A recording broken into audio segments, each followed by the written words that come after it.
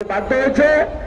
তাদের কথা শুনে যদি আপনারা নির্বাচন বিলম্বিত করে নির্বাচন দিতে না চান, আপনাদের পরিণতি তার চেয়ে ভয়াবহ হবে। এটা পরিষ্কার কথা। কতদিন চলবে একটা দেশ? এই যে আমার ভাই এখানে মোজাম্মেল বক্তৃতা বললেন, আমার ভাই রহিম ইসলাম জামান উনি সুন্দরভাবে বক্তব্য দিয়েছেন, সিরাজি বক্তব্য দিয়েছেন, আলমগীর বক্তব্য দিয়ে চলে গিয়েছেন। একই কথা তো সবারই, যে আমরা তো বলতে চাচ্ছি না, আমরা তো বলছেন আমরা বিএনপি ক্ষমতায় যাব, একটা নির্বাচন চাবো, এটাই তো স্বাভাবিক। নির্বাচন যারা চায় না তাই তাদের সেই কথাটা অস্বাভাবিক। তারা চায় না, যারা অনেক দলই আছে কাউকে ছোট করতে চায় না, যারা এ পর্যন্ত জাতীয় সংসদে একটি আসন কোনোদিন পাননি এবং নতুন যে দল রেজিস্ট্রেশন হয়নি, আরো 25টি দল আত্মপ্রকাশ করে জন্ম হয়েছে। আর মানুষের একটা বাচ্চা হলে তো 9-10 মাস সময় লাগে একটা বাচ্চা হতে। এই 10 মাসে 25টা বাচ্চা হয়েছে, অর্থাৎ 25টা রাজনৈতিক দল এখানে সরকার তাদেরকে রেজিস্ট্রেশন দিয়েছে। বলেন তো, আইন নেই, কানুন নেই, কেন এগুলি কেন? এই সব দলগুলিকে একত্রিত করে যখন নির্বাচনের শিডিউল ঘোষণা করবে, তফসিল ঘোষণা করবে, তখন এইসব দল গিয়ে শাহবাগে বলবে নির্বাচন চাই না, নির্বাচন দিয়ে কিচ্ছু হয় না, বিগত সরকার তো নির্বাচন করেছিল। আরে বিগত সরকার তো একটা নির্বাচন করেছিল, ক্ষমতা থেকে নির্বাচন করেছিল, এমপি মন্ত্রী থেকে নির্বাচন করেছিল, সেই কারণেই দেশে কিছু হয় নাই। যদি 5 বছর পর পর সরকার ক্ষমতা ছেড়ে নিরপেক্ষ তত্ত্বাবধায়ক সরকার নির্বাচন ফিরে আসে, এখন আমাদের সংবিধানে আছে সেটি। আওয়ামী লীগ জোর করে তত্ত্বাবধায়ক সরকারের বিধান সংবিধানে থাকা সত্ত্বেও তারা 2টি নির্বাচন করেছিল, যে নির্বাচনটা ছিল অবৈধ। 3টি নির্বাচন করেছে যেটা অবৈধ ছিল। আমরা দেখেছি, আমরা ইসলামী সমাজ ব্যবস্থায় বিশ্বাস করি, স্বামী স্ত্রী ছাড়াছাড়ি হয়ে গেলে স্বামী কর্তৃক তালাকপ্রাপ্ত না হওয়া পর্যন্ত অন্য কারোর সঙ্গে বিয়ে বসা যাবে না। বিয়ে বসলে সেটা অবৈধ, সন্তান হলে সেটাই অবৈধ। ঠিক বিগত সরকার তত্ত্বাবধায়ক সরকারের বিধান সংবিধানে থাকা সত্ত্বেও গায়ের জোরে সংসদে পাশ করে তারা একতরফা নির্বাচন করেছিল। এবার তো সেই নির্বাচন হবে না। আমাদের দল এবং জোট, আমাদের দল 28 দফা, পরবর্তী সময় সব দলগুলি মিলে 31 দফা আমরা প্রণয়ন করেছি।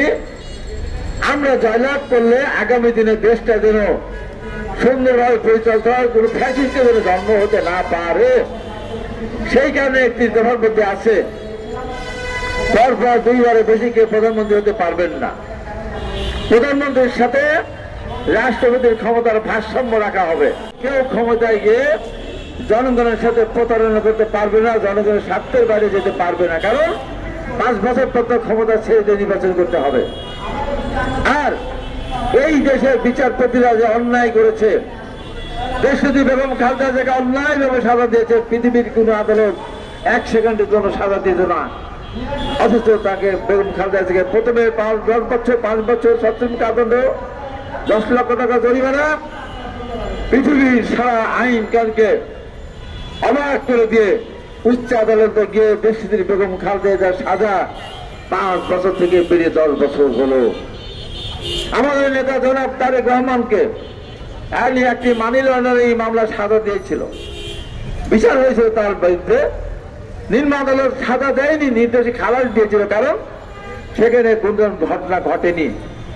একটা সাপ্লিমেন্টারি কার্ড ব্যবহার করেছিলেন, সে টাকা উনি পরিশোধ করে দেওয়া সত্ত্বেও দিয়েছিলেন বলেই নিম্ন আদালত তাকে বেকসুর খালাস দিয়েছিল। উচ্চ আদালতে উচ্চ আদালতে আপিল করার পর সেই মামলা সাজা তো হওয়ার দূরের কথা, আরো ভর্ৎসনা করা উচিত ছিল এই হাইকোর্টে নিয়ে যাওয়ার জন্য বা আপিল করার জন্য।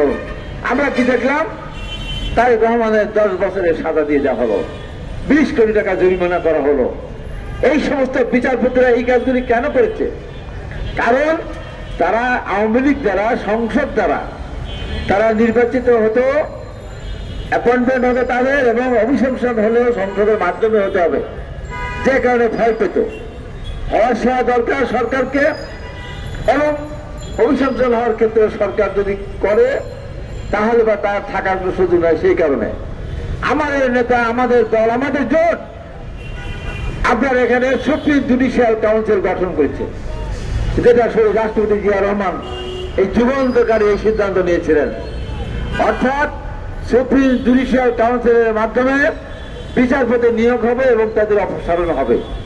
তাহলে আর কোনো বিচারপতি একতরফ ভাবে চোখ অন্ধ হয়ে এক চোখ দিয়ে দেখে আর অবিচার করবে না, কারণ তার তো ভয় থাকবে না।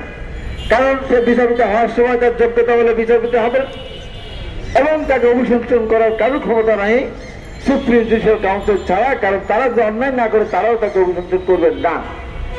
এত সুন্দর একটা ব্যবস্থা আমরা সামনের দিকে করতে চাই। কৃষক থেকে শুরু করে ছাত্রদের বেকার ভাতা, শিল্প কারখানা লুটপাট, ব্যাংক ডাকাতি যে সমস্ত হয়েছে, বিদেশে টাকা পাচার করেছে, সবগুলোর বিষয়ে আমাদের কথা বলা আছে। তাহলে ভয় কিসের? একটা নির্বাচন তো হবে। আপনারা নির্বাচন আসতে চাচ্ছেন না কেন বলেন তো? কেন আসতে চাচ্ছেন না? আপনারা বলেন যে কতদিন লাগবে আপনাদের নির্বাচিত হয়ে আসার জন্য? আপনাদের দলকে সুসংগঠিত করে জনগণের সমর্থন নিয়ে কয় বছর পর নির্বাচন হলে আপনারা নির্বাচিত হয়ে আসতে পারবেন এবং এসে আপনারা জুলাই সংগঠন বাস্তবায়ন বলেন? একটা দল বলেন, কোন দল? সে দলের নাম কি বলেন? এই দল আমরা 3 বছর 5 বছর সময় দিলে আমরা শক্তি সঞ্চয় করে জনমত গঠন করে আমরা ক্ষমতায় যেতে পারবো। বলেন আছে? না। তাহলে কেন বছরের পর বছর যদি এইভাবে চলতে থাকে, তারপরেও যদি নির্বাচন হয়, কথা তারা বলছে সেই নির্বাচনে সেই রাষ্ট্রপতি জিয়া রহমান, দেশনেত্রী বেগম খালেদা জিয়া এবং তারেক রহমানের নেতৃত্বে যে বিএনপি চলছে সেই বিএনপি রাষ্ট্রীয় ক্ষমতা আসবে জনগণের সহায়তা বা জনগণের ভোট নিয়ে আস্থা অর্জন করে। কারণ দেখেন, আমার সামনে দেখেন তো, আমি চ্যালেঞ্জে বলছি, একমাত্র বাংলাদেশ জাতীয় দল ছাড়া এখন বাংলাদেশে কোন দল আছেন যে দল বলবেন যে আমরা মুক্তিযুদ্ধের সময় আমরা যুদ্ধ করেছি, রণাঙ্গনে ছিলাম, আমরা দেশ গঠনের সময় এই কর্মকাণ্ডগুলি করেছি? বলেন তো একটা দল নাম বলেন তো, কি নাম জুনিয়র? তো কেউ নেই। এই একমাত্র বাংলাদেশ জাতীয় দলের পরিচালক শহীদ রাষ্ট্রপতি জিয়া রহমান জীবনের ঝুঁকি নিয়ে উনি মহান স্বাধীনতার প্রথমে নিজের ছোট্টুর মতো নিজের ঘটনা দিয়েছিলেন। তারপরে সেই সময়ের পরিস্থিতির কারণে সেই সময় নেতার পক্ষে বিহার গ্রেট লিডার শেখ মুজিবুর রহমান বলে দ্বিতীয়বার ঘোষণা দিয়েছিলেন।